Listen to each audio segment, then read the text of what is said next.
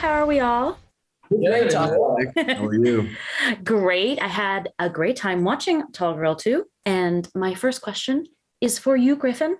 I know Dunk is feeling himself having won over Jodie's heart at the start of this film, but the course of true love never did run smooth. What obstacles are they facing as we step into the sequel?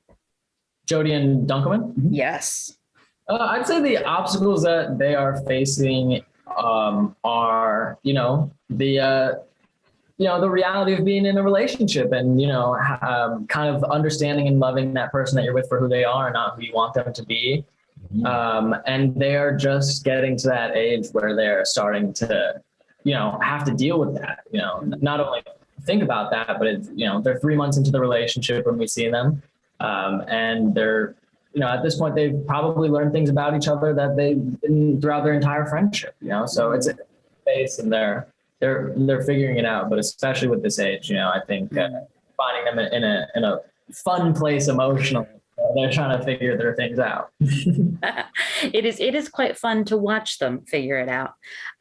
And Luke, it is excellent fun to see Steve try to rebuild his relationships and friendships that he lost in the previous film, but he also gains a new family member, right? So it's not a new family member to him, but it is to me. So can you talk about him bringing more of his family over while trying to become part of the family again? I was thinking about this, and I think Stieg, first of all, he doesn't primarily speak English. He comes over to a new country, and then he loses all of his friends and has to live with the girl he had a crush on's new boyfriend. I mean, I look at that, I'm like, thank God his sister came. He needed some sort of reminder of who he was because he totally lost track of himself when he was popular. And I think it's really good for Steve to have to try to gain friends the right way for who he was, not just because he was like the new guy. I really love Steve. He's dear to my heart these days.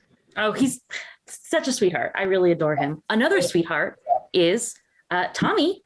Hello, Jan Luis. Welcome to the world of Tall Girl. We first meet Tommy at the auditions for Bye Bye Birdie, when Jodie could use a pick me up. So, can you introduce your character? Tell us about his love of musical theater. Why is he just so great? Well, Tommy is great all around. I think it's because he's understanding, he understands his security and he also understands confidence. And I feel like that's what makes him strong. I feel like that's what makes him mature. Tommy is well-rounded and he feels very much like an extension for Jodie so that she can vent to someone, primarily about her insecurities and someone that she can relate to.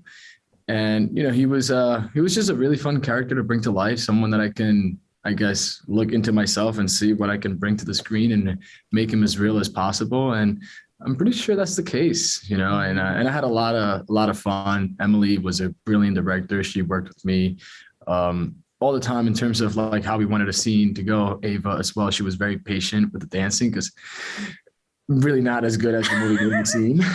So took a lot of hard work, 8-hour rehearsal days and all that. So, but it was one hell of a ride and I'm very proud of it.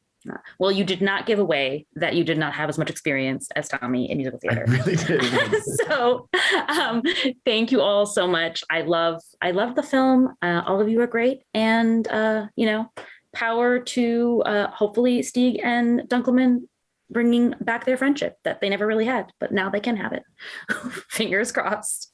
And hopefully they click with Tommy. Exactly. You know what? There you go. Like the dudes. Yeah. Such an awesome dude, and I didn't get any time on set with him. Tall Girl 3. That's what Tall Girl 3 is for. When they bring Tommy into the fold. Exactly.